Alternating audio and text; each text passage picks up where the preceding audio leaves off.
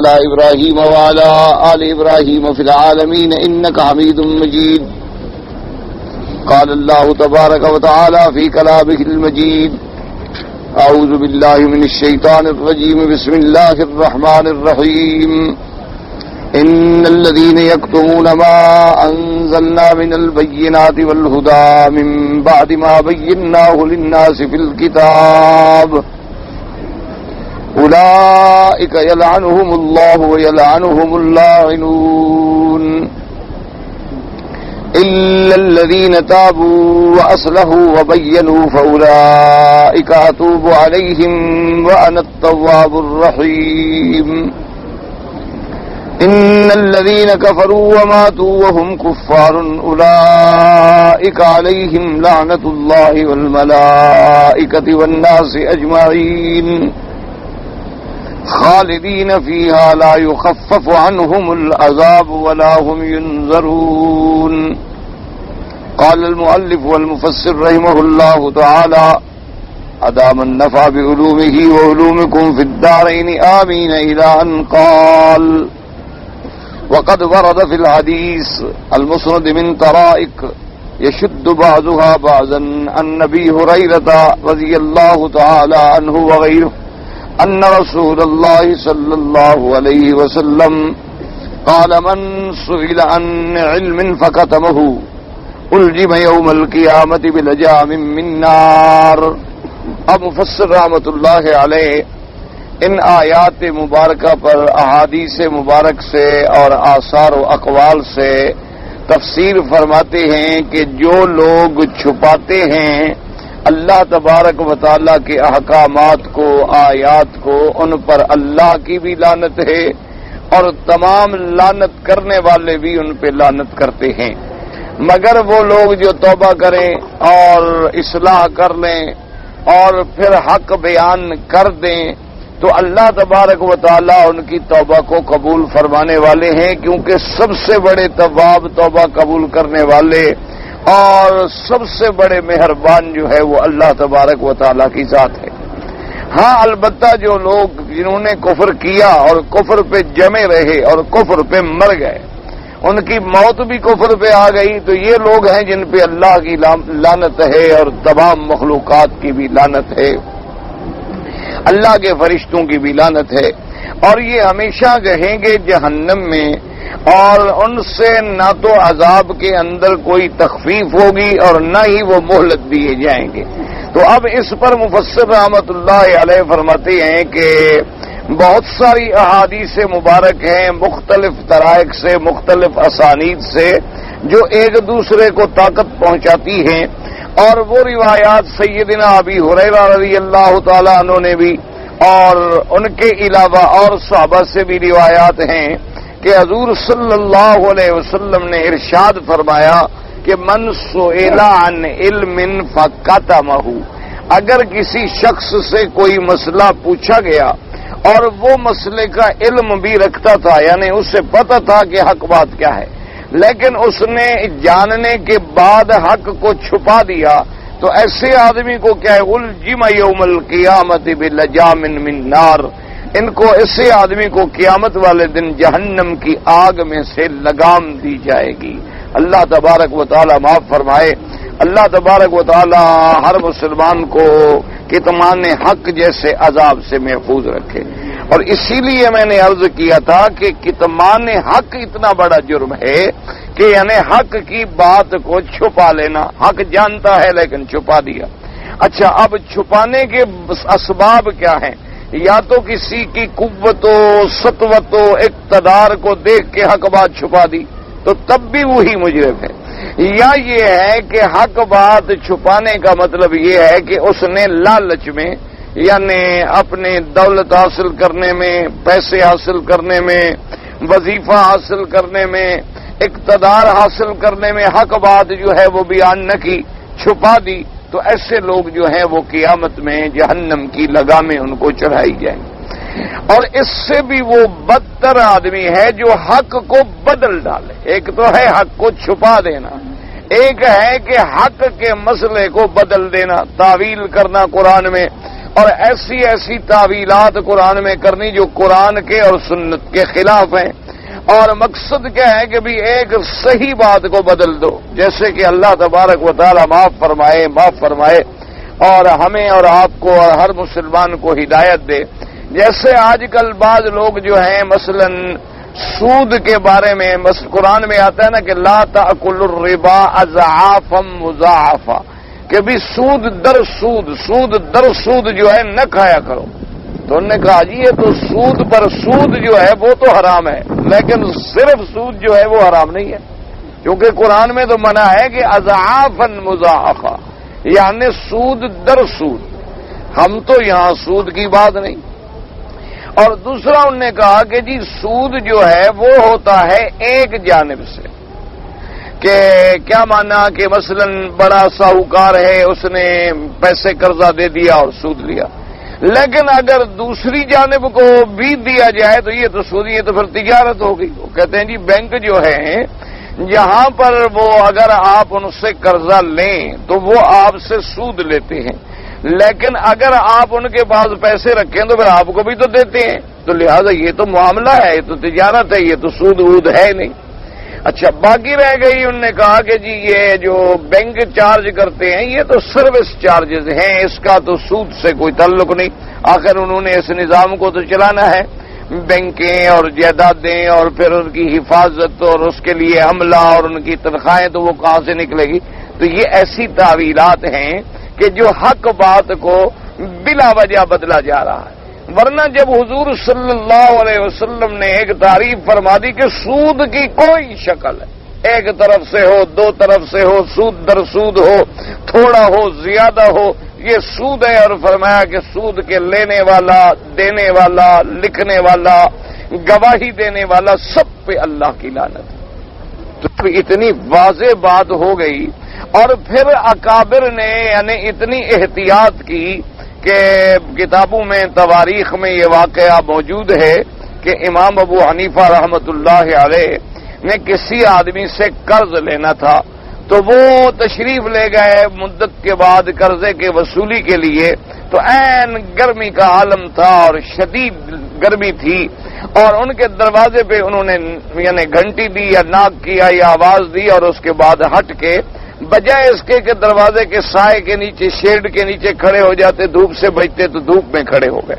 تو وہ گھر والا خیر جلدی سے نکلا، اس نے کہا حضرت آپ نے یہ کیا کر دیا ہے، آپ دھوپ میں کیوں کھڑے؟ انہوں نے فرمایا میں نے تم سے قرضہ لینا ہے، اور تیرے مکان کے سائے کا فائدہ اٹھانا جو ہے کہیں قیامت میں سود نہ بن جائے، کہ میں اپنے قرض لینے کا حقدار ہوں، کہ تمہاری جائیداد سے نفع اٹھانے کا حقدار تو نہیں ہوں، تو لہذا اگر میں تمہاری دیوار کا سایہ بھی لے لوں تو پتہ نہیں یہ بھی سود میں شمار ہو جائے قیامت میں۔ تو اللہ تبارک و تعالیٰ نے جن کو اپنی ذات کا خوف دیا تھا وہ اس طرح ڈرتے تھے۔ اچھا پھر فقہاء نے باقاعدہ تفصیل لکھی ہے، کیا مانا؟ مثلا ایک آدمی نے مجھ سے قرض لیا، 1000 ریال قرضہ لے لیا، اب راستے میں وہ گاڑی پہ کار پہ جا رہا تھا اور اس نے گاڑی روک دی کہ جناب آئے میں آپ کو گھر چھوڑ دوں، تو اب فقہاء نے لکھا ہے کہ کیا آپ کو یہ قرضہ دینے سے پہلے بھی کبھی کبھی گاڑی پہ گھر چھوڑتا تھا؟ تو پھر تو آپ بیٹھ جائیں، اگر پہلے نہیں چھوڑتا تھا، قرضے دینے کے بعد آپ کو گاڑی کی آفر کر رہا ہے، تو کہیں یہ سود میں شامل نہ ہو جائے، پھر آپ استعمال نہ کریں، کیونکہ اس سے پہلے اس کے ساتھ آپ کا معاملہ نہیں تھا۔ اور حضور صلی اللہ علیہ وسلم نے ایک بات واضح فرما دی کہ کلو قرض یجر نفعا، کہ ہر قرضہ جو قرض پر کچھ لے نفع کھینچے، 1%، 2، 5، 7، 10، 20، 50، فرمایا سب سود ہے، یہ ربا ہے، یہ ربا ہے، اور اس کے ربا ہونے میں اور حرام ہونے میں کوئی شبہ اور کوئی شک نہیں ہے۔ تو اسی طرح سے یعنی آپ ایک موٹی بات یاد رکھ لیں کہ جب کوئی آدمی آپ کو ایک فکس کر دیتا ہے کہ جی آپ ہمیں 1,00,000 روپے دے دیں، ہم آپ کو مہینے کا اتنا فکس دیں گے، تو یہی اسی کا نام سود ہے، چاہے وہ بینک دے رہا ہو، چاہے وہ کوئی شخص دے رہا ہو، چاہے وہ کوئی کمیٹی دے رہی ہو۔ سود کب نہیں بنتا؟ تجارت یاد رکھیں اس کو کہتے ہیں کہ ہم نے مثلا بینک کو 1,00,000 روپے دیے، اس نے 50 آدمیوں سے 1 لاکھ لے کے 50 لاکھ بن گیا، 50 لاکھ کو اس نے کاروبار میں ڈال دیا، اب سال کے بعد جو نفع آیا ہر کسی کے حصص کے مطابق تقسیم ہو گیا، اگر نقصان آیا تو وہ بھی تقسیم ہو گیا، تو وہ بنے گی تجارت۔ یہ نہیں اسلام کہتا کہ آپ بینک کو نہ دیں، وہ کہتا ہے کہ بینک اسلامی اصولوں کے مطابق، بھائی ادھر رکھ لو ایسے گرتا رہے گا، ہوا ہے بس، تو اسلامی اصولوں کے مطابق جو ہے اگر وہ کاروبار کریں تو ٹھیک ہے۔ فرق اتنا ہوتا ہے کہ ہم چھوٹے پیسے سے چھوٹا کاروبار کرتے ہیں، وہ جب زیادہ پیسہ جمع کر لیں گے تو بڑا کاروبار کریں گے۔ دوسری بات یہ ہوتی ہے کہ ہمیں مارکیٹ کے حالات معلوم نہیں ہوتے، ان کی ریسرچ ہوتی ہے، نظر ہوتی ہے، ایڈوائزر ہوتے ہیں، مشیر ہوتے ہیں، وہ ایسی جگہ پیسہ لگائیں گے جہاں پیسے سے فائدہ حاصل ہو، لیکن ہم سب نفع نقصان میں برابر کے شریک ہوں۔ اور اگر ہم نفع نقصان میں، اچھا جب نفع نقصان میں برابر کے شریک ہیں تو یہ ناممکن بات ہے کہ بھی نفع ہمیشہ 1% پہ کھڑا رہے، کہ ہمیشہ ہی ہمیں 10%، کبھی 9 ہو جائے گا، کبھی 10 ہو جائے گا، کبھی 20 ہو جائے گا، اور کبھی 2 بھی ہو جائے گا، کبھی برابر بھی ہو جائے گا، کبھی گھاٹا بھی ہو جائے گا۔ تو اس لیے حق بات کو بدل دینا جو ہے یہ اس چھپانے سے بھی بڑا جرم ہے کہ اللہ تبارک و تعالیٰ کے قرآن کو، جیسے کہ کسی نے کہا تھا کہ خود تو بدلتے نہیں، قرآن کو بدل دیتے ہیں۔ خود تو بدلنا نہیں چاہتے لیکن قرآن کو بدل دیتے۔ آج کل جیسے ایک عام دنیا میں وبا پھیلی ہوئی ہے کہ دیکھو جی داڑھی کے بارے میں قرآن شریف میں تو کوئی آیت ہے نہیں، دیکھو مولوی صاحبان لڑتے ہیں داڑھی رکھو داڑھی رکھو، قرآن میں تو کسی جگہ حکم نہیں ہے کہ داڑھی رکھو۔ تو دیکھیں جناب اللہ کا قرآن ہے، اور اگر یہ بات دین ہوتی تو قرآن پاک نے جہاں اور مسائل بیان فرمائے ہیں تو یہ بھی حکم دے دیتا۔ تو یہ بھی اسی طرح لعنت کے مستحق ہیں کہ لوگوں کے ذہن میں ایک غلط بات بٹھا رہے ہیں۔ قرآن نے ایک بات جامع کر دی کہ ما آتاکم الرسول فخذوہ، جو میرا مدنی حکم دے لے لو پکڑو، اور جس سے منع کرے تم رک جاؤ۔ تو جب حضور نے فرما دیا کہ داڑھی بڑھاؤ اور مونچھیں کٹاؤ تو بس وہی بات ہو گئی، چاہے وہ قرآن میں ہو چاہے لسان رسول پاک میں ہو صلی اللہ علیہ وآلہ۔ اگر اسی طرح آپ مسائل کو سمجھنا شروع کریں گے تو پھر تو کل ایک دشمن کہہ سکتا ہے کہ مغرب کی 3 رکعتیں بھی قرآن میں نہیں ہیں، ظہر کی 4 رکعتیں بھی قرآن میں نہیں ہیں، عصر کی 4 رکعتیں بھی قرآن میں نہیں ہیں، فجر کی 2 رکعتیں بھی قرآن، لہذا نعوذ باللہ نماز ختم۔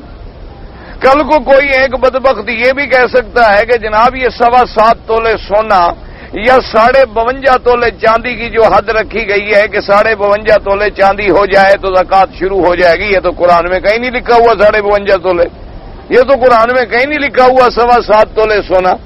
تو لہذا یہ ہے کہ بس زکوٰۃ بھی ختم ہو گئی۔ وعلیکم السلام ورحمۃ اللہ وبرکاتہ۔ اسی طرح وہ کہے کہ جناب قرآن میں لکھا ہے للہ علی الناس حج البیت من استطاع الیہ سبیلا، کہ جو طاقت رکھتا ہے۔ اب ایک آدمی کہتے ہیں مجھے طاقت نہیں ہے، میری طبیعت خراب ہو جاتی ہے ہوائی جہاز میں جانے سے، لہذا حج بھی ختم ہو۔ اس طرح تو پھر آپ سارے قرآن کو نعوذ باللہ انکار کر دیں گے۔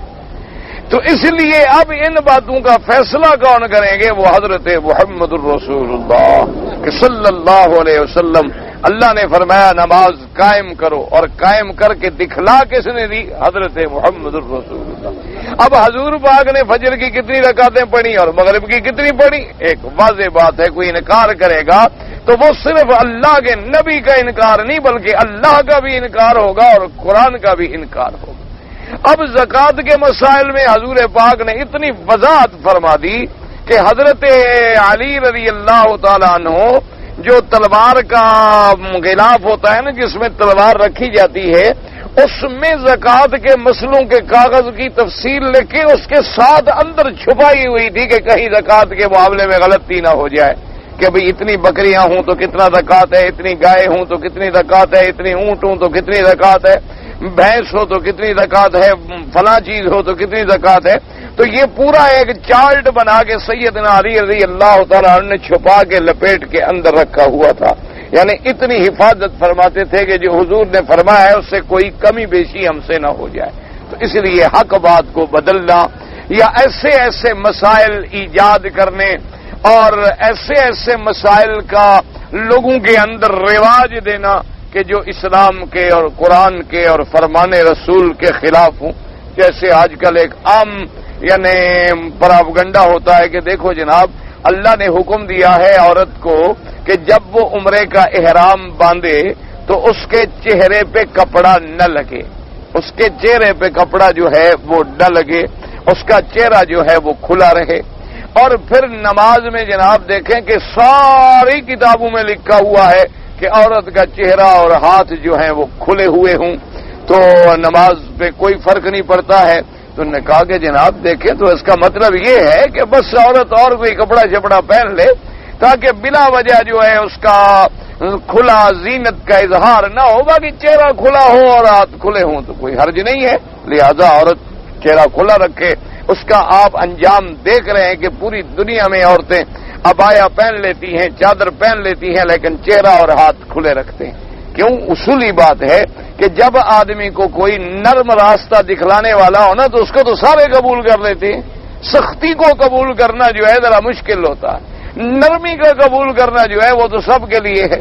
اب دیکھیں نا جی، آپ کسی سے کہیں کہ جناب تشریف لے آئیں، کھجورے ہیں، سبحان اللہ، آپ کھائیں، سب کھا لیں گے۔ آپ کہیں گے جناب ذرا پتھر بھی توڑنا ہے، خندق بھی کھودنی ہے مدینہ شریف کے گرد، تو کوئی کہے گا جناب میں تو بیمار ہوں، مجھے تو ٹی بی ہے، کوئی کہے گا حضرت مجھے تو بلڈ پریشر کی تکلیف ہے، کوئی کہے گا جی مجھے تو مٹی اڑے نا دمہ ہو جاتا ہے، کوئی کہتا حضرت میں نے تو کبھی پتھر پہ کام کیا ہی نہیں ہے جناب، اب یہ تو اچھی بات ہوئی کہ ہم سب خندق کھودیں، کیسے کھودیں، کوئی لیبر ویبر لگا دیں، ہم پیسے شیسے دے دیں گے۔ کیوں؟ جب مشقت کا کام آتا ہے تو آدمی اس سے بھاگتا ہے۔ اب حالانکہ ایک اصولی بات ہے کہ احرام میں مرد سر پہ کپڑا نہ رکھے اور عورت چہرے پہ کپڑا نہ رکھے۔ چلو پہلے کپڑا ہوگا تو منع کیا جائے گا، اگر پہلے سے ہو ہی نہ تو روکنے کی کیا وجہ ہے؟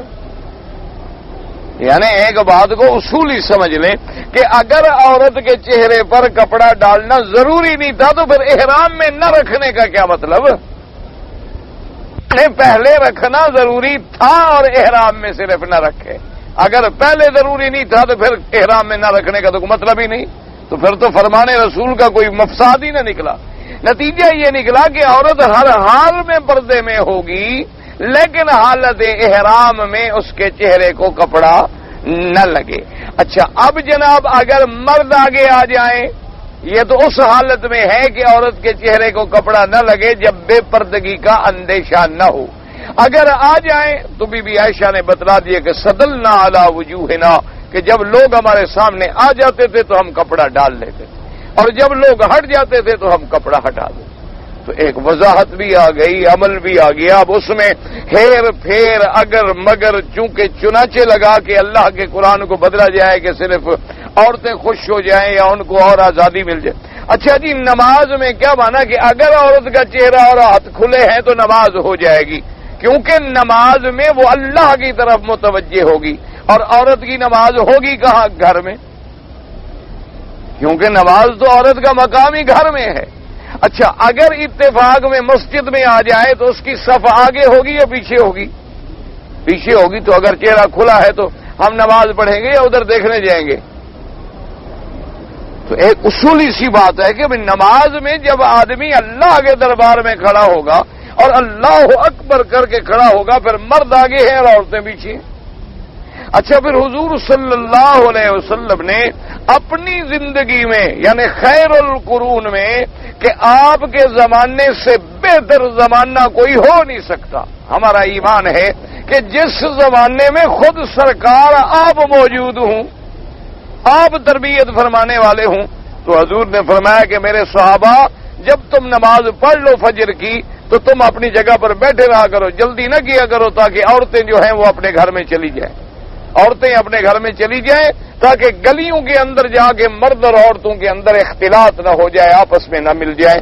تو لہذا ایک اور وضاحت بھی ہو گئی کہ اپنے زمانے میں حضور اتنا احتیاط فرما رہے ہیں کہ گلی میں گزرتے ہوئے بھی مرد عورت اتفاق سے اکٹھے نہ ہوں، عورتیں پہلے گزر جائیں اور مرد جو ہے وہ بعد میں نکلیں۔ تو جب اتنے سارے وضاحتیں موجود ہوں اور اللہ کے قرآن کو بدل دیا جائے اور احکام کو بدل دیا جائے تو اب اس کے سوا پھر یہی ہے کہ اللہ تبارک و تعالی ہی ہماری ہدایت کا ذریعہ بنائے۔ اب دیکھو نا جی تھوڑی سی اجازت ہم اگر دیتے ہیں تو پتہ ہے اس کا نتیجہ کیا نکلتا ہے، اس کا انجام کیا ہوتا ہے کہ آپ نے دیکھ لیا ہے کہ اب عورتیں پہلے تو قمیض بھی یہاں تک پہن لیتی ہیں، اچھا اگر لمبا بھی پہن لے تو وہ اتنی ململ کا کپڑا ہوتا ہے کہ پورا بدن اندر سے نظر آ رہا ہوگا، یا قمیض اتنا ڈھیلا ہوگا کہ بسم اللہ اللہ اکبر کریں تب بھی وہ یہاں تک گر جائے گا. ایسے لباس پہننے کے بعد تو اس لیے ہمیشہ یاد رکھیں حق کا چھپانا بھی باعث لعنت ہے اور حق کا بدلنا جو ہے وہ اس سے بھی زیادہ جرم ہے. اللہ تبارک و تعالی ہمیں ہر قسم کے جرم سے محفوظ رکھے. اسی لیے حکم ہے کہ آپ مسئلہ جانتے ہیں, آپ سے کسی نے پوچھا ہے آپ بتا دیں, اس میں کسی کا نفع ہو یا اس میں کسی کا نقصان, کسی کا فائدہ ہو یا کسی کا فائدہ نہ ہو, جو آپ جو ہے اس کو بالکل ایک حق بات پہ قائم رہیں. اب بڑے بڑے دور میں آزمائشیں آتی ہیں. ایک دفعہ عباسی بنو عباس کا زمانہ تھا, بادشاہ تھے, تو ایک مسئلہ ہے کہ اگر ایک آدمی نے مثلا میں نے آپ سے وعدہ کیا کہ جی میں کل آپ کے ساتھ چلوں گا, اور اس کے ساتھ میں نے کہہ دیا انشاءاللہ جی کل میں آپ کے ساتھ چلوں گا انشاءاللہ, تو اب یہ ہے کہ خدا نہ خواستہ میں نہ گیا تو میں مجرم نہیں بنوں گا, کیونکہ میں نے تو اللہ کی مشیت پہ سپرد کر دیا تھا نا کہ بھی اگر اللہ نے چاہا تو انشاءاللہ کہنے سے یعنی وہ میرا جو قسم ہے یا میرا عقد ہے اس پر اثر جو ہے نہیں پڑتا. اچھا اب ایک مسئلہ یہ ہے کہ میں نے آپ سے کہہ دیا کہ کل میں آپ کے ساتھ مدینہ منورہ چلوں گا, اب میں نے انشاءاللہ نہیں کہا, لیکن جب میں گھر گیا تو وہاں میں نے کہہ دیا انشاءاللہ, یعنی آپ کے سامنے تو میں نے اتنا کہا کہ میں کل آپ کے ساتھ مدینہ منورہ چلوں گا اور انشاءاللہ نہیں کہا. میں اب گھر چلا گیا, پھر مجھے خیال آیا کہ بھی میں نے اس سے مدینہ منورہ کا وعدہ کیا ہے اور پتہ نہیں مجھے مصروفیت ہو میں نہ جا سکوں تو میں تو جھوٹا ہو جاؤں گا, تو میں نے کہہ دیا انشاءاللہ. تو کیا اب یہ بعد میں انشاءاللہ کہنا جو ہے یہ کوئی اسی طرح فائدہ دے گا؟ میں بات کو آسان کر رہا ہوں تاکہ آپ کو سمجھ آ سکے. جیسے فوراً ملا کے کہا جائے, یا اگر ملا کے کہا جائے تو فائدہ دے گا اور بعد میں کہا جائے تو فائدہ نہیں دے گا. تو حضرت ابن عباس رضی اللہ تعالی عنہ کا ایک قول مبارک ہے, وہ فرماتے ہیں کہ اگر انشاءاللہ بعد میں بھی کہہ دے تو ٹھیک ہے, کوئی حرج نہیں, فوراً کہہ دے تو پھر تو کسی کا سوال ہی نہیں, اگر بعد میں بھی کہہ دیا انشاءاللہ تو وہ مؤثر ہو جاتا ہے. اب چونکہ بنو عباس کا دور تھا اور ان کی نسبت جو ہے حضرت ابن عباس رضی اللہ تعالی عنہ سے ہے, یعنی سلسلہ نسب میں, تو بعض لوگ جو تھے جنہیں امام ابو حنیفہ رحمت اللہ علیہ سے کچھ بغض تھا اور قد تھی, انہوں نے بادشاہ کو بھڑکا دیا. انہوں نے کہا کہ جناب آپ تو بڑا احترام کرتے ہیں امام صاحب کا کہ اتنا بڑا عالم اور اتنا بڑا فقیہ اور اتنا بڑا اعزاز آپ اس کو دیتے ہیں, اور وہ تو آپ کے دادا حضرت ابن عباس کے قول کا مخالف ہے. وہ تو کہتا ہے کہ انشاءاللہ اگر فوری طور پر کہو پھر تو ٹھیک ہے, لیکن اگر بعد میں جا کے کہو تو وہ مؤثر نہیں ہوتا. تو لہذا حضرت ابن عباس کا یہ قول پڑھیں اور ان کا فتویٰ دیکھیں, وہ تو آپ کے دادے کا مخالف ہے اور حضرت ابن عباس رضی اللہ تعالیٰ عنہ کی مخالفت کرتے ہیں. بادشاہ ناراض ہو گیا, کیونکہ جب آدمی کسی کو بھڑکاتا ہے تو انسان ہے نا جی, آدمی تو بھڑک جاتا ہے. بادشاہ ناراض ہونے کا پکڑو امام صاحب. اب جناب وہ غصہ آ گیا. بادشاہ نے جب بلایا اور امام صاحب مجلس میں پہنچے, دیکھا کہ آج تو وہ تیور نہیں ہے, وہ انداز نہیں ہے احترام کا, آج تو بس رسمی سی باتیں ہیں کہ وعلیکم السلام اور تشریف رکھیں, بس اس میں کوئی گرم جوشی نہیں ہو. سمجھ گئے کہ کسی حاسد نے حسد کیا ہوگا. تو بہرحال انہوں نے کہا کہ بھئی ہم نے سنا ہے کہ تم حضرت ابن عباس رضی اللہ تعالی عنہ کے قول کی مخالفت کرتے ہو, اور تم جانتے ہو کہ ہم جو ہیں اولاد عباس ہیں رضی اللہ تعالی عنہ, اور تم ہمارے دادا کی اور حبر المفسرین کی اتنے بڑے آدمی کی قول کی مخالفت کرتے ہیں, تمہاری بات کیا ہے؟ انہوں نے کہا کہ تمہارا فتویٰ یہ ہے کہ اگر آدمی قسم کھاتا ہے یا وعدہ کرتا ہے یا عہد کرتا ہے اور فوراً انشاءاللہ کہے پھر تو گناہگار نہیں ہوگا, اگر بعد میں کہے تو اس انشاءاللہ کا فائدہ نہیں ہوتا, وہ مؤثر نہیں ہوتا. اور ابن عباس فرماتے ہیں کہ بعد میں بھی کہہ دے تو ٹھیک ہے. اب امام صاحب کو تو اللہ نے علم بھی دیا تھا اور ساتھ عقل بھی عطا فرمائی تھی, اسی لیے تو لوگ ان سے بڑا جلتے ہیں. تو انہوں نے کہا کہ بادشاہ سلامت, بات تو خیر, مسئلہ سمجھانا تو مجھے آپ کے لیے اور زیادہ تفصیل طلب ہے, لیکن اگر میں اس پہ فتویٰ دے دوں نا جو آپ کہہ رہے ہیں تو پھر تو آپ کی بادشاہی ختم ہو جائے گی. کیسے؟ انہوں نے کہا جس نے آپ کو کہا ہے وہ آپ کا دشمن ہے, مخالف ہے, اس نے آپ کو غلط مسئلہ پڑھا دیا. انہوں نے کہا کیوں؟ نے کہا اگر ایک آدمی آج آپ کر بیعت کرے، آپ کو بادشاہ مانے اور گھر میں جا کے کہہ دے انشاءاللہ، تو بس بات ختم ہو گئی. پھر تو ضروری نہیں ہے کہ آپ کے ساتھ وفا کرے یا نہ کرے، کیونکہ جب انشاءاللہ اس نے آگے گھر میں کہہ دیا تو بات ختم ہو گئی، وہ پابندی سے تو نکل گیا. اب اس پر ضروری نہیں ہے کہ وہ آپ کی پابندی کرے. اور میں کہتا ہوں کہ نہیں، فوراً کہے گا تب تو ہے، اور فوراً کوئی نہیں کہتا. جب تو بیعت نہیں کرے گا، کرے گا تو پھر انشاءاللہ کا کیا مطلب، پھر پکی کرے گا. تو یہ تو آپ کا نقصان ہو جائے گا، مجھے تو کوئی ایسی بات نہیں، میں قول سے رجوع کر لوں گا. تو بادشاہ نے کہا ہاں بھائی بات تو ٹھیک ہے. کہا جن نے ہمیں لڑایا تھا نا، پکڑو ان کو جیل میں ڈال. تو انہوں نے واقعی ہمیں تو غلط مسئلہ بتا دیا. انہوں نے کہا حضرت یہ معاملات جو ہیں عرف پہ ہوتے ہیں، اللہ کے ہاں مؤثر ہونا علیحدہ بات ہے، لوگوں میں مؤثر ہونا علیحدہ بات ہے. ابن عباس نے بھی سچ کہا ہے کہ چلو اس نے انشاءاللہ تو کہہ دیا، اللہ کے ہاں تو وہ گناہ سے بچ جائے گا، لیکن دنیا کا تو پھر نظام ہی درہم برہم ہو جائے گا. ایک آدمی سودا کرے گا، تجارت کرے گا، بے شراء کرے گا، ہیبہ کرے گا، نکاح کرے گا، عقد کرے گا، گھر میں جا کے اس نے کہا میں نے تو انشاءاللہ کہہ دیا تھا، لہذا بھائی تمہارا میرا سودا پکا ہی نہیں، میں نے گھر میں کہا تو وہ کہے تم نے نہیں کہا تھا. یہ تو فساد شروع ہو جائے گا پوری دنیا میں. ایک ہے کسی کا اللہ کے ہاں گناہ گار نہ ہونا، ایک ہے کہ ظاہری معاملات کو معاملات کے طور پہ چلانا. یہ علیحدہ بات ہے، یہ عرف پہ رہیں گے، حالات ظاہرہ پہ رہیں گے. اور احکام الہی جو ہے اللہ کے ہاں جو اجر و ثواب ہیں وہ اللہ تبارک و تعالیٰ کی ذات کے ہیں. وہ معاملہ اللہ کے ہاں ہے کہ انشاءاللہ کہنے پر اس کو اب معاف فرما دیں، چاہیں تو اس کو وعدہ توڑنے کی سزا دیں. تو یہ معاملہ ان کا ہے، ان حضرات نے سمجھا ہی نہیں ہے. تو اس لیے کہنے کا مقصد یہ تھا کہ کبھی کبھی لوگ جو ہیں کسی خوشنودی کے لیے مسئلے کو بدل دیتے ہیں، مسئلے کو بدل دیتے ہیں. ہمارے بہاولپور کے نواب صاحب جب حج پہ آئے تو انہوں نے مکہ شریف میں داڑھی رکھ لی، جیسے ہمارے بڑے لوگ کرتے ہیں نا، مکے میں آ جاتے ہیں تو داڑھی چھوڑ دیتے ہیں. اصل میں ان کے دو فائدے ہوتے ہیں. ایک تو ریال بچ گئے، روز شیو کرانے جو جائیں تو 5 ریال تو دینا کم از کم، 5 کو 8 سے ضرب دیں تو 40 روپیہ ہو گیا، اور 20 دن رہنا ہو تو 8-10 ہزار تو ان کو اس کا بھرنا پڑ گیا نا. ایک تو اس بچت میں رہتے ہیں. دوسرا لوگ بھی دیکھنے والے سمجھتے ہیں سبحان اللہ ماشاءاللہ جی مکے شریف آنے کا اثر ہو گیا ہے نا، دیکھو سبحان اللہ چہرے پہ داڑھی آ گئی ہے نا، ماشاءاللہ جی سبحان اللہ، اس کا تو عمرہ منظور ہو گیا. اور جب جاتے ہیں تو جہاز میں ہی ماشاءاللہ پہلا کام یہی کرتے ہیں کہ بھی حضور کی سنت کو اتار کے پھینک دیتے ہیں کہ بھئی جو کچھ ہم نے پڑھا تھا اللہ میاں ہم پھینک رہے ہیں، اور ہم اسی طرح جیسے آئے تھے اسی طرح جا رہے ہیں. یہ آپ داڑھی بھی اپنی قابو کریں اور حضور کی سنت بھی آپ مضبوط رکھیں، اور اس کے بعد وہ جیسے خالی ہاتھ آئے تھے اسی طرح چل جائیں. تو نواب صاحب نے بھی داڑھی رکھ لی. جب واپس جانے لگے بحری جہاز میں، اس زمانے میں بحری جہازوں کا رواج تھا اور وہ پورا جہاز لے کے آئے ہوئے تھے، نواب تھے ایک اسٹیٹ کے، تو راستے میں انہوں نے جا کے داڑھی منڈا دی. اب جناب ان کے ساتھ علماء بھی تھے، میں نام نہیں لیتا غیبت ہو جائے گی. ایک بہت بڑے عالم تھے، بہت بڑے علامہ تھے. بہرحال فوت ہو گئے، اللہ مغفرت کرے. جو آدمی فوت ہو جائے اس کی برائی نہیں کرنی چاہیے، مغفرت کی دعا کرنی چاہیے کہ اللہ اسے معاف کرے. اللہ تبارک و تعالی ان کی غلطیاں بھی معاف کرے، اللہ ہماری غلطیاں بھی معاف فرمائیں. تو بہرحال ان کو بلایا نواب صاحب نے اور کہا کہ حضرت آپ مجھے مسئلہ بتائیں کہ میں نے داڑھی بڑھا دی تھی مکے شریف میں اور مدینے شریف میں، اور میں اب واپس جا رہا ہوں، اور پھر آپ جانتے ہیں ہم نواب لوگ ہیں، اور پھر ہمارا لیے داڑھی پہلے میری نہیں تھی، اب میرا حلیہ بھی بدل جائے گا اور شکل ویسے میں نے داڑھی منڈا دی، اس میں کوئی حرج تو نہیں ہے. تو انہوں نے کہا کہ ہاں بادشاہوں کے لیے کچھ گنجائش تو ہوتی ہے مسائل میں، کوئی حرج نہیں.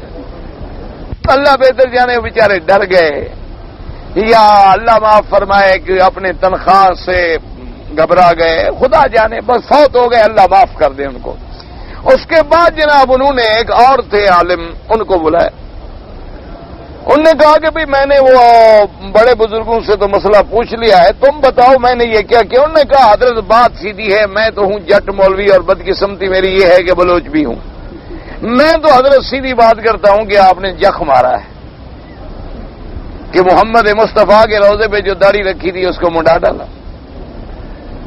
دعویٰ کرتے ہیں آپ کے آپ عاشق کے رسول ہیں، آپ نے بالکل غلطی کی ہے، اللہ تبارک و تعالیٰ معاف کرے، آپ توبہ کریں. کہیں ایسا نہ ہو کہ قیامت والے دن حضور اپنے شفاعت کے جھنڈے سے دھتکار دیں گے، نکل جاؤ تم نے میری سنت کی بے حرمتی کی تھی. سامنے مت آؤ جب تمہیں میرا چہرہ ہی پیارا نہیں، تمہیں میری سنت ہی اچھی نہیں لگتی، تو پھر میرے سامنے کیا لینے کے لیے آئے ہو؟ تو آپ توبہ کریں، آپ نے بڑی غلطی کی۔ تو آپ صاحب رونے لگ گئے، انہوں نے کہا کہ آپ نے مجھے حق مسئلہ بتایا ہے، اللہ آپ کو جزائے خیر دے، میں نے واقعی غلطی کی۔ خیر پھر اس وقت تو داڑھی نہ رکھی، لیکن اللہ نے مہربانی کی، ایسی کایا پلٹ ہوئی نواب صاحب کی، جب وفات ہوئی تو اتنی بڑی داڑھی تھی، ماشاء اللہ بالکل بدل گئے، پھر داڑھی رکھ لی، پھر رات دن قرآن تلاوت، اور حتیٰ کہ جب بیمار تھے تو باہر علاج کے لیے جا رہے تھے تو آپ پہلے وہاں ان بڑے لوگ نواب تھے نا، ان کی قبریں شبریں تو پہلے بن جاتی ہیں، تو وہاں آپ گئے اور بیٹھے رہے اور روتے رہے اور قرآن پڑھتے رہے، خاتمہ ایمان پہ ہو گیا، پکے نمازی بن گئے، مسجدیں بنائیں، داڑھی رکھی، ماشاءاللہ اللہ مغفرت فرمائے، اس بزرگ کی بھی مغفرت فرمائے، نواب صاحب کی بھی فرمائے، اور جتنے فوت ہو گئے اللہ سب کی مغفرت فرمائے، اللہ سب کو گناہوں سے بچائے۔ تو اب یہ ہے کہ ایک نواب کے لیے مسئلہ بدل دو تو یہ بھی جرم ہے، تو اس لیے اللہ نے فرمایا ایسے لوگوں کو قیامت والے دن جہنم کی لگامیں چڑھائی جائیں گی۔ اللہ تبارک و تعالی معاف فرما دے۔ کہتے ہیں والذی بصحیح النبی ہریرہ رضی اللہ تعالی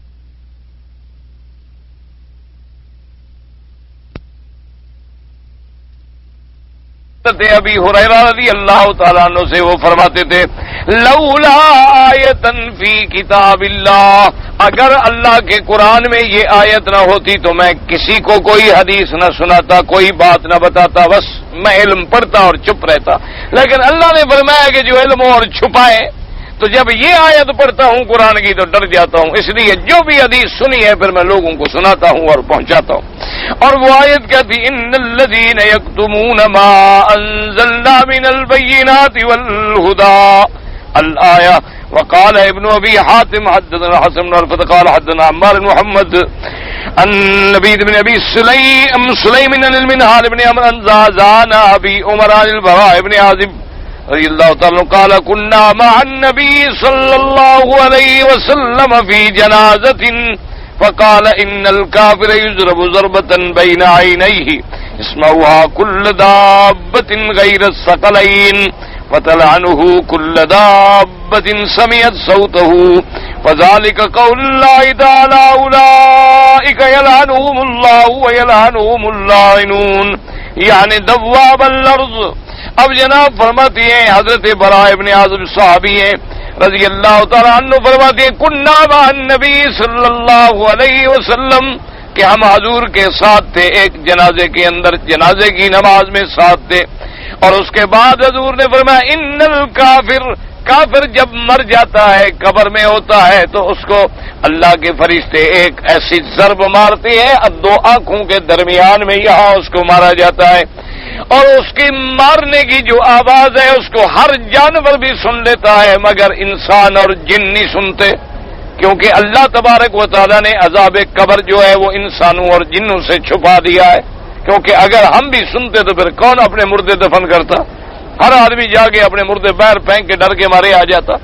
اس لیے اللہ نے ایک نظام رکھا ہے کہ جو عذاب میں قبر ہوتا ہے اس کو کوئی یعنی انسان بھی نہیں سنتا اور جن بھی نہیں سنتے، ان کے علاوہ اللہ جانوروں کو بھی سنا دیتے ہیں، جتنی مخلوق ہے وہ سب سن لیتی ہے۔ ہاں اللہ تبارک و تعالیٰ کبھی چاہے تو عذاب قبر جو ہے وہ اپنے انبیاء پہ بھی کھول دیتے ہیں اور اپنے اولیاء پہ بھی کھول دیتے ہیں، ان کو دکھا دیتے ہیں۔ حضور صلی اللہ علیہ وسلم قبروں سے گزرے اور آپ نے فرمایا انہما لیعذبان، ان دو قبر والوں پہ عذاب ہو رہا ہے، تو حضور صلی اللہ علیہ وسلم کو دکھلا دیا گیا، ورنہ عام طور پہ جو قاعدہ ہے وہ یہ ہے کہ اللہ یعنی انسانوں کو ثقلین کو نہیں سنواتے۔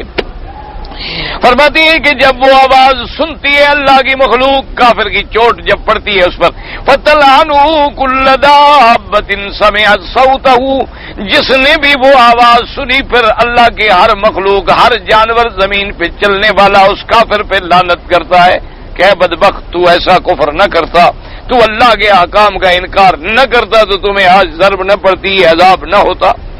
اس لیے فرماتی ہیں اولئک یلعنہم اللہ ویلعنہم اللاعنون، یعنی دابۃ الارض، یہ وہ لوگ ہیں جن پہ اللہ کی بھی لعنت ہے اور لعنت کرنے والوں کی بھی ان کے لعنت ہے. تو لعنت کرنے والوں سے کیا مراد ہے؟ کہتے ہیں دواب الارض کے جو بھی چیزیں زمین پہ چلنے والی ہیں سب لعنت کرتی ہیں. فرماتے ہیں ورواہ ابن ماجہ محمد بن الصبان عامر بن محمد بہ وقال عطاء بن ابی رباح کل دابۃ والجن والانس. لعنت کرنے میں تو ہر چیز چلنے والی جو ہے اس میں جن اور انس بھی شامل ہیں وہ بھی لعنت کرتے ہیں. وقال مجاہد اذا عجبت الارض قال بهم هذا من اجل اسات بنی آدم لعن اللہ اسات بنی آدم. حضرت مجاہد رحمت اللہ علیہ فرماتے ہیں کہ جب زمینوں میں قحط پڑتی ہے، پانی نہیں ہوتے، بارشیں نہیں ہوتی، تو جتنے جانور ہیں زمین پہ اللہ کی مخلوق ہے وہ کہتے ہیں کہ یہ پانی اس لیے بند ہوا ہے کہ انسانوں نے گناہ شروع کر دیے. اور وہ کہتے ہیں اللہ بنی آدم کے ان گناہ گاروں پہ لعنت کر جن کی وجہ سے ہم بھی تیری رحمت سے محروم ہو گئے. کیونکہ قاعدہ ہے کہ جب زنا عام ہو جاتے ہیں، جب حرام خوری عام ہو جاتی ہے، جب بے حیائی عام ہو جاتی ہے، اللہ اپنی رحمتیں روک لیتے ہیں. اللہ تبارک و تعالیٰ کی رحمتیں رک جاتی ہیں اور پھر وہ عذاب میں بدل جاتی ہیں. یعنی کبھی پانی نہ ملا، بارشوں کے لیے ہم ترس رہے ہیں، اور ایسے بھی علاقے ہیں جو پانی میں ڈوب رہے ہیں، تو وہاں ان کے لیے پانی عذاب بن گیا اور ان کے نہ ملا تو عذاب بن گیا. یہ سبب کیا ہوتا ہے؟ ہمارے عصیان، ہمارے گناہ، ہمارے معاصی، اور سب سے زیادہ جب بے حیائی بڑھتی ہے، یعنی عریانی، فحاشی، عورتوں کے اندر یعنی بے حیائی کا رجحان، اور زنا اور شراب، ان کی سزائیں جو ہیں وہ یہی ملتی ہیں کہ اللہ رزق میں برکتیں اٹھا لیتے ہیں.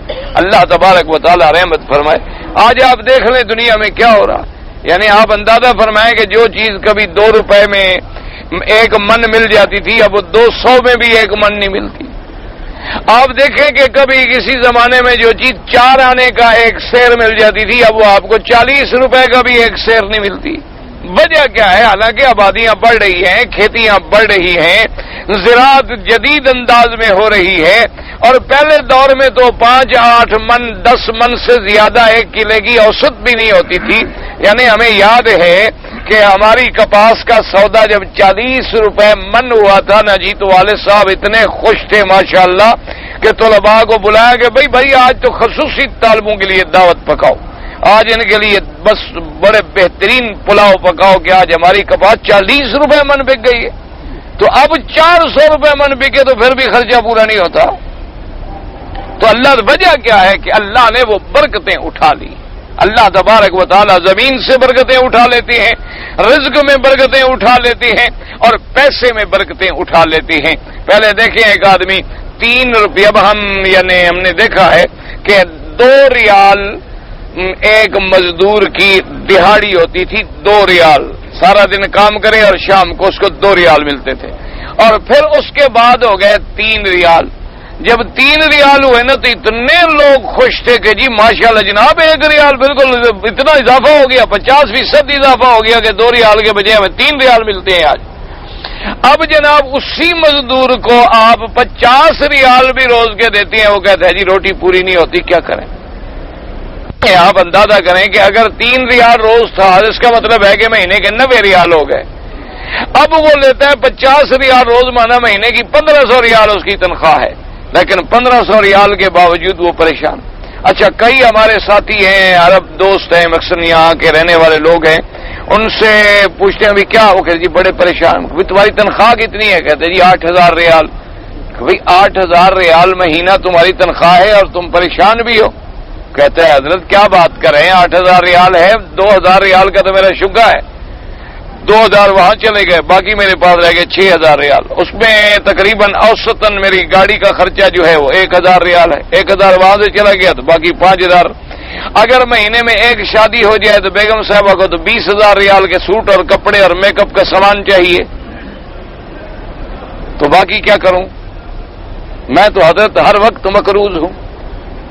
اچھا اگر گھر میں کوئی مہمان آ جائے گا تو اسراف یہ ہے کہ 4 آدمی آئیں گے جناب، اتنا بڑا تھال جو ہے جناب وہ بنے گا پلاؤ کا اور مندی کا، اور پورا دمبا اس کے اوپر رکھا ہوگا، یعنی اس کا 50واں حصہ بھی مہمان نہیں کھائیں گے اور باقی سب اللہ کی نعمت ضائع ہو جائے گی. لیکن 1000 ریال تو ختم ہو گیا نا، یعنی 600 ریال کا آپ پہلے لائیں گے دمبا اور اس کے بعد 250-300 ریال دینے کے پکانے والے کو، اور جناب یعنی مجموعی طور پر 1000 ریال، تو معمولی سی بات ہے نا، معمولی سی بات ہے، ایک دفعہ ایک دمبا پکوانے کا 1000 ریال ہو گیا جناب، اور مہینے میں تو کوئی نہ کوئی تو برادری کا آدمی گھر میں آ ہی جاتا ہے، اور نہ دو تو وہ کہے گا جناب عجیب بات ہے، اس کے گھر میں ہم گئے تھے تو ایسے جناب سالن والن اور ایسے رہ کے یار بڑا کوئی منحوس آدمی، اس نے تو ہمارے لیے ایک دمبا بھی ذبح نہیں کیا، ہمارے لیے ایک بکرا بھی ذبح نہیں کیا، عجیب آدمی ہے، کیسا مہمان نواز ہے یہ۔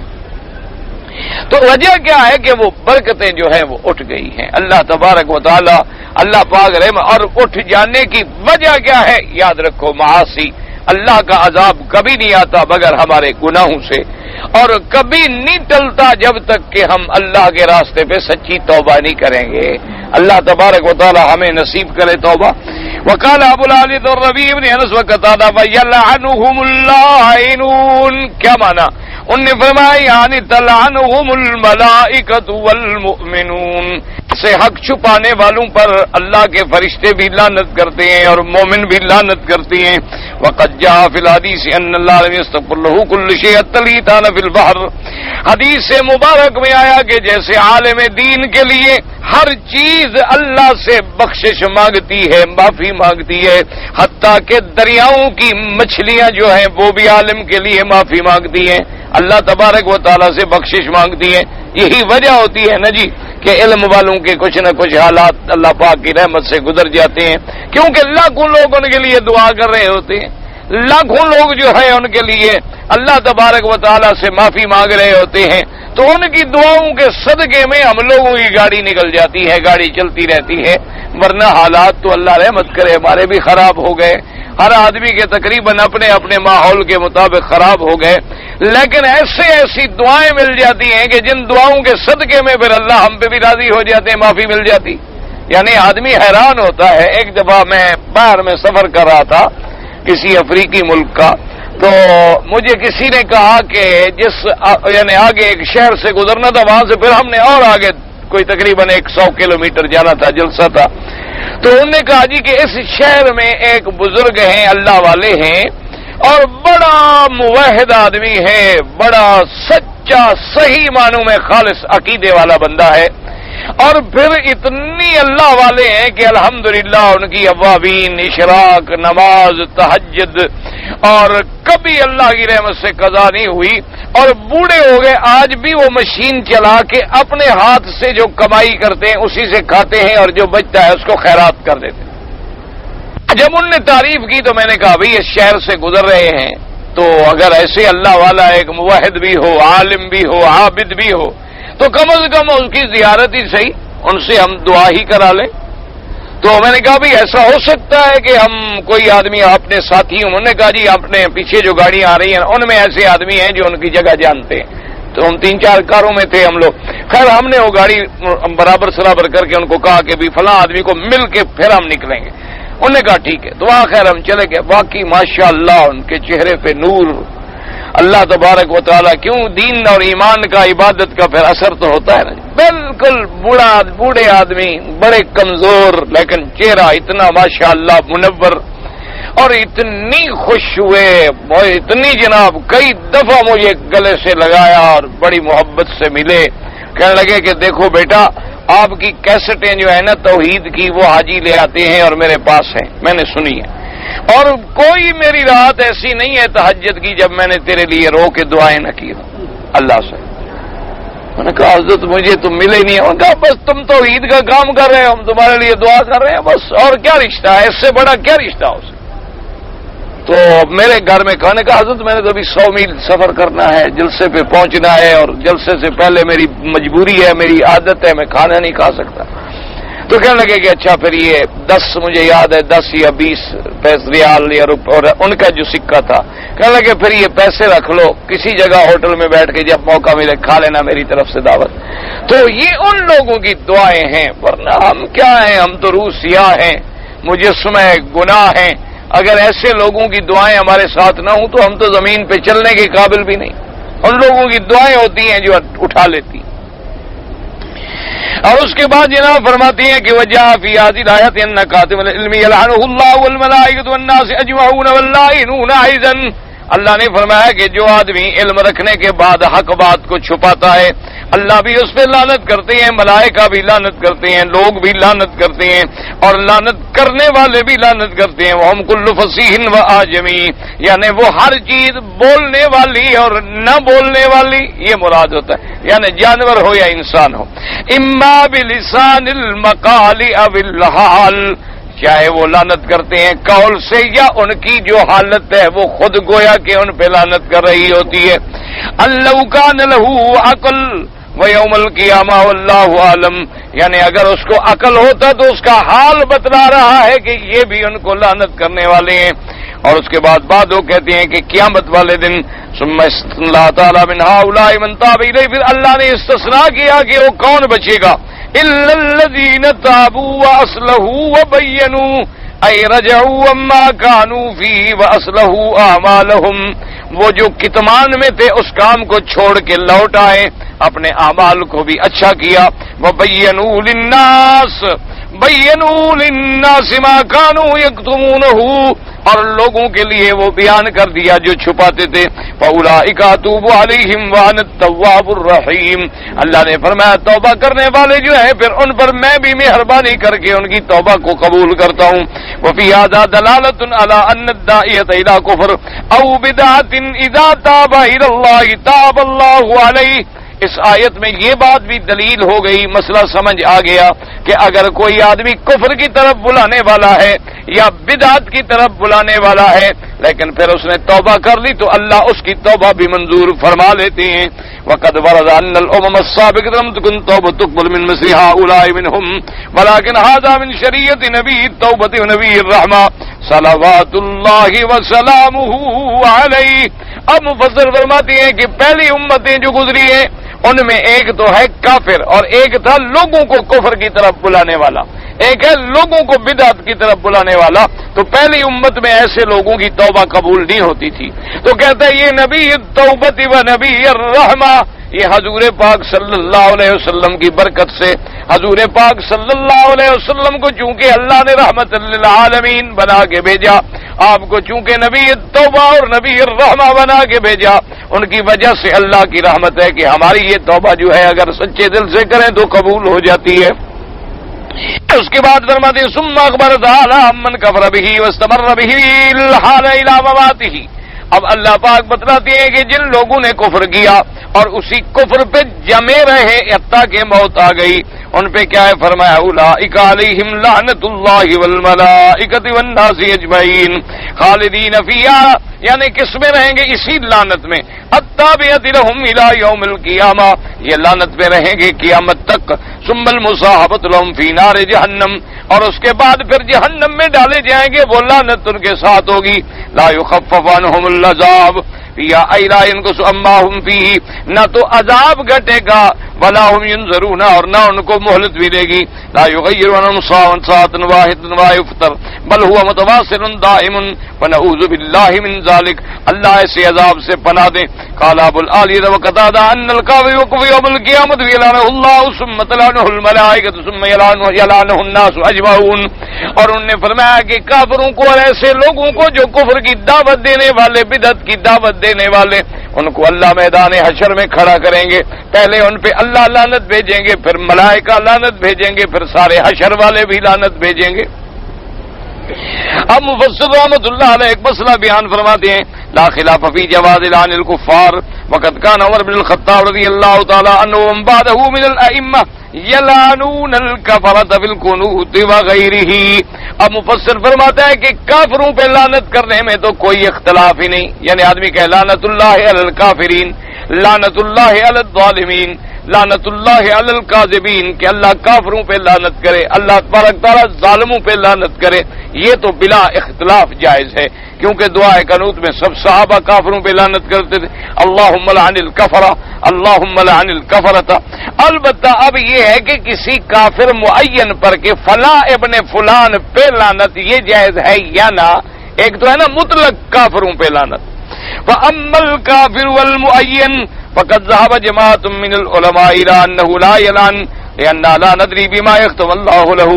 بعض علماء کی جماعت اس طرف گئی ہے کہ کسی کافر معین کو کہ بھئی نتھو مل پہ لعنت، کہتے ہیں ایسا نہ کہو، اس لیے کہ پتہ نہیں اللہ اس کو مسلمان کر دے مرنے سے پہلے. ہاں اگر مر گیا کفر پہ پھر تو ٹھیک ہے، لیکن اگر زندہ ہے تو نہ کرو. اور اس کے بعد جناب فرماتی ہیں واستدل بعضهم بالآیہ ان الذین کفروا وماتوا وهم کفار اولئک علیہم لعنۃ اللہ والملائکۃ والناس اجمعین. وقالت طائفۃ اخری بل یجوز لعن الکافر المعین. بعض جماعت علماء کی کہتی ہے کہ کافر جب ہے تو اس کو معین کافر پر بھی لعنت کرنی جائز ہے.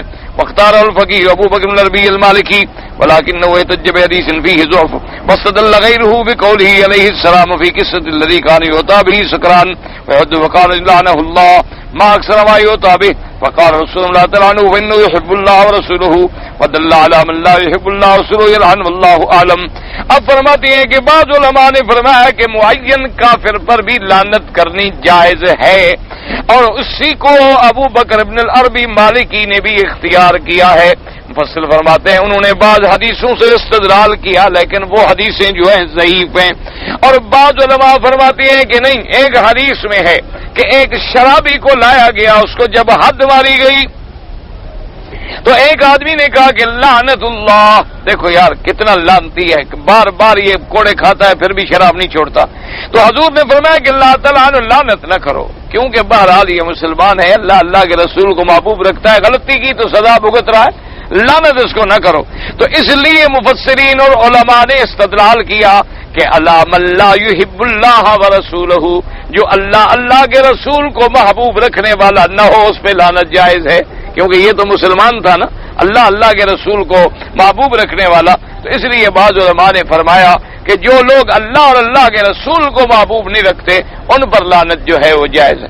بعض احادیث مبارک میں آیا ہے، گو احادیث ضعیف بھی ہیں لیکن کثرت روایات جو ہے وہ ایک دوسرے کو طاقت فرما، جیسے کہ میرے آقا حضور صلی اللہ علیہ وسلم نے فرمایا، ایک حدیث مبارک میں آتا ہے کہ اذا رأیتم الذین یسبون اصحابی فقولوا لعنت اللہ علیکم، اور ایک جگہ آتا ہے فقولوا لعنت اللہ علی شرکم او کما قال. حضور نے فرمایا کہ جب تم ان لوگوں کو دیکھو جو میرے صحابہ کو گالیاں دیتے ہیں تو کہے اللہ کی تم پر لعنت ہو، اور ایک روایت میں کہو کہ اللہ کی تمہارے شر پہ لعنت ہو. اللہ تبارک و تعالی ہمیں آپ کو ہر مسلمان کو شر سے بھی اور لعنت سے بھی بچائے. کہتے جی کہ جب تمام مسائل قرآن اور حدیث میں موجود ہیں تو پھر امام ابو حنیفہ رحمۃ اللہ علیہ سے یا امام شافعی سے یا امام مالک سے امام احمد بن حنبل سے مسئلے پوچھنے کی ہمیں کیا ضرورت ہے؟ تو پھر امام بخاری سے بھی کیا ضرورت ہے؟ امام نسائی امام ترمذی سے بھی کیا ضرورت ہے؟ پر سب کچھ ختم، فی امان اللہ و حفظہ، سب کچھ اللہ. اب دیکھیں نا جی، بات تو یہ ہے کہ جب قرآن کا مسئلہ ہم نبی سے پوچھ رہے ہیں تو نبی کی بات صحابہ سے پوچھیں گے، لیکن صحابہ سمجھائیں گے کس کی بات؟ اسی پاک پیغمبر کی بات کو ہمیں کھول کے سمجھا دیں گے. تو ائمہ کیا کرتے ہیں کہ اسی حدیث مبارک کو ہمیں کھول کے سمجھا دیں گے. امام بخاری رحمۃ اللہ نے کیا کیا کہ ہر مسئلے پہ حدیثیں ہمیں جمع کر کے دے دی، لیکن حدیث کے سمجھنے والا اس مرتبے کا آدمی بھی تو ہو جو ان باتوں کو سمجھ سکے. جیسے اب مثلا آپ مجھ سے ایک بات سن رہے ہیں، کیوں؟ بس قرآن حدیث میں موجود ہے، پڑھ لیں. تو اگر یہ مسئلہ بن جائے کہ ہر آدمی صرف خود پڑھ کے سمجھ لے گا تو پھر تو یہ سارے مدرسے بند کر دو، بس قرآن حدیث کتابیں رکھ دو، ہر آدمی آتا رہے پڑھتا رہے اور سمجھتا رہے ماشاءاللہ. اور پھر جب ہر آدمی سمجھے گا نا ماشاءاللہ اور اپنا عقل دوڑائے گا تو نتیجہ اس کا یہی نکلے گا کہ جیسے مثال کے طور پر ایک حکیم کے پاس ایک آدمی گیا دوا لینے کے لیے، تو حکیم صاحب سے کہا کہ جناب مہربانی کریں میری علاج کریں، مجھے بڑی تکلیف ہے اور مجھے آپ یہ بھی بتا دیں کہ آپ کا علاج میں کتنا پرانا تجربہ ہے، یعنی کتنے عرصے سے آپ یہ کام کر رہے ہیں. اس نے کہا تجربے کی کیا ہے، یہ باہر سامنے قبرستان نہیں دیکھ رہے ہو، یہ سارا ہمارا تجربہ ہے، اور تجربے کی تمہیں کیا ضرورت؟ اس کی مثال تو ایسے ہو جائے گی کہ جیسے آپ کسی انگریزی پڑھے لکھے آدمی کو میڈیکل سٹور میں کھڑا کر دیں، وہ دوائیں پڑھتا جائے اور جو آدمی آئے اس کو دیتا جائے، انشاءاللہ تبارک و تعالی سب کا خاتمہ خیر پہ ہی ہوگا. کیوں؟ اس کو تو پتہ یہ ہے کہ یہ دوا سر درد میں دی جاتی ہے، بس وہ پڑھ کے دے دے گا. اب یہ تو وہ بیچارہ نہیں سمجھے گا کہ درد سردی سے ہے یا گرمی سے، یہ کام طبیب کا ہے۔ یہی کام محدثین اور فقہا کا ہے کہ اس حدیث میں یہ فرمان جو ہے اس کا اطلاق کہاں ہوتا ہے اور کہاں نہیں ہوتا، یہ ان کا کام ہے۔ اللہ تبارک و تعالی ہمیں اور آپ کو اور ہر مسلمان کو ان کی اور سب کی قدر کرنے کی توفیق دے۔ کہتا ہے جی کہ کسی آدمی کی بہن جوان ہو جائے اور وہ شادی نہ کرتا ہو، بھئی اگر وہ آمدن نہیں کرتا تو یہ معاملات ہیں اللہ کے ہاں۔ بعض کتنے لوگ ہیں جن کو رشتہ نہیں ملتا، بعض کتنے لوگ ہیں بیچارے جو مجبور ہیں، شرفاء غریب گھروں میں بیٹھے ہوئے ہیں، کوئی آدمی غریب سے رشتہ لینے کے لیے تیار ہی نہیں ہوتا۔ تو اگر وہ مجبور ہے تو اللہ اس کی مجبوری کو جانتے ہیں اور اللہ اس کی مشکل کو آسان کریں۔ ہاں اگر رشتہ بھی ملتا ہے اور وہ ظلم کر رہا ہے کہ بہن کی جائیداد مجھے ملے، شادی ہو گئی تو جائیداد نکل جائے گی، تو وہ اللہ کے ہاں مجرم ہے اور توبہ کرے، اللہ تبارک و تعالی رحمت فرمائے۔ اور کہتا ہے جی ایک آدمی نے بیوی کو طلاق دی ہے، یہ طلاق کے مسئلے جو ہیں دارالافتاء سے پوچھیں یا اپنے علماء سے پوچھیں۔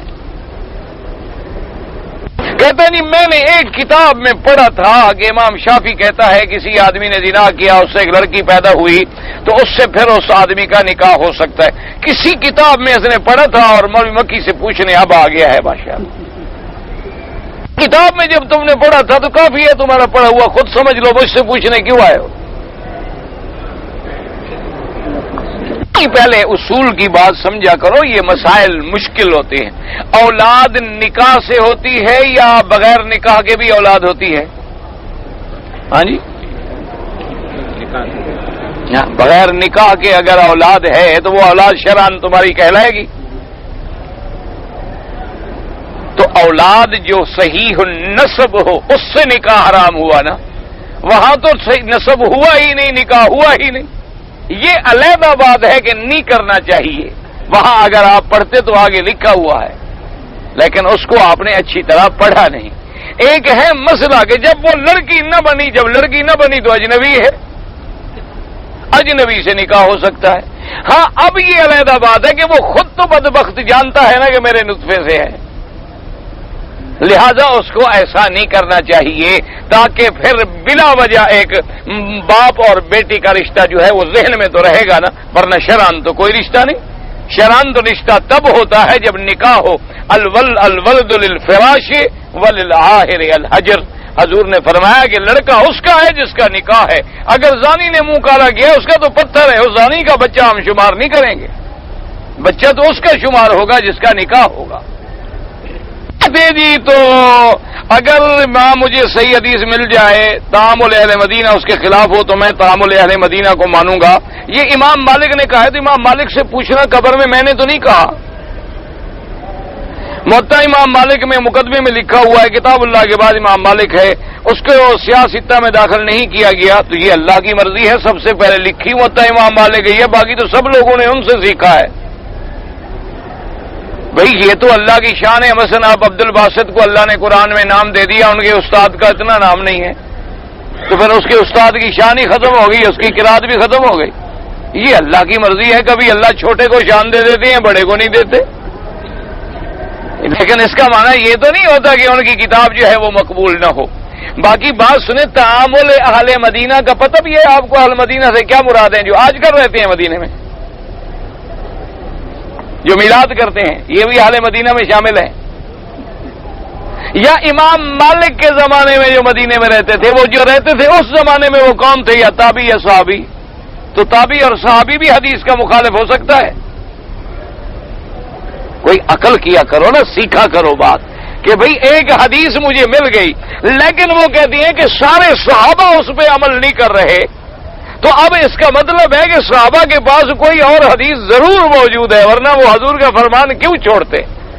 جیسے کہ امام صاحب فرماتے ہیں کہ مجھے اللہ کے قرآن میں مسئلہ نہ ملے تو میں حدیث میں تلاش کروں گا، اگر حدیث میں ملے لیکن اب یہ ہے کہ دو حدیثیں مل گئیں تو اب میں کیا کروں گا کہ خلفائے راشدین کس حدیث کو لے رہے ہیں، خلفائے راشدین بھی نہ ملیں تو عشرہ مبشرہ کس حدیث کو لے رہے ہیں، عشرہ مبشرہ بھی نہ ملیں تو بدریین کس حدیث کو لے رہے ہیں۔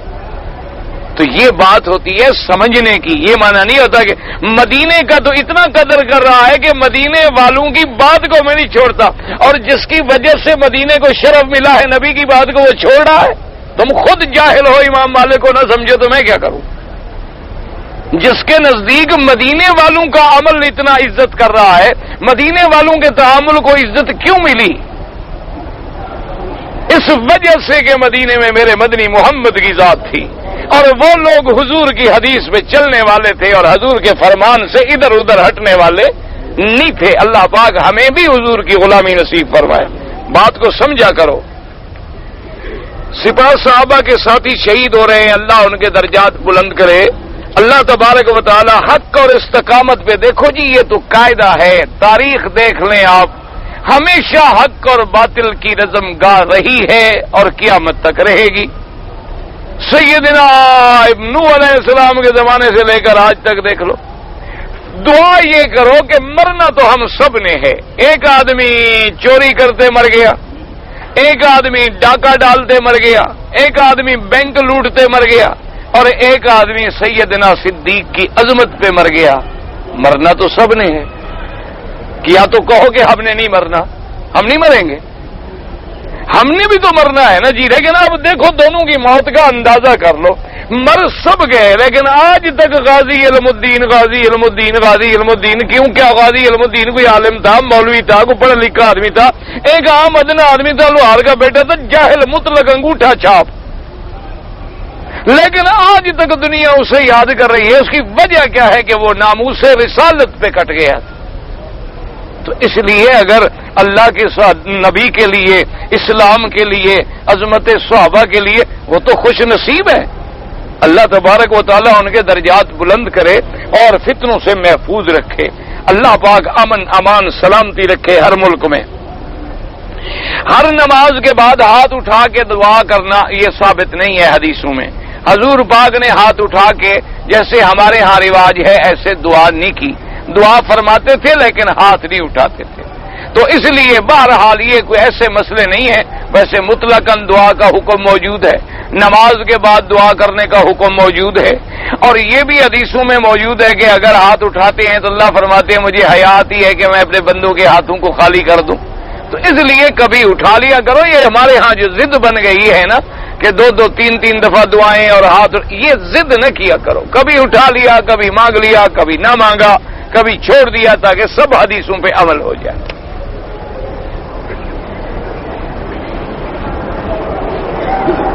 جی ایک آدمی اپنے مالک کے ہاں مزدوری کرتا ہے، اس نے دیکھا کہ ابھی مالک کے پاس جو کام ہے وہ کام نہیں ہے، میں فارغ ہوں، وہ مسجد میں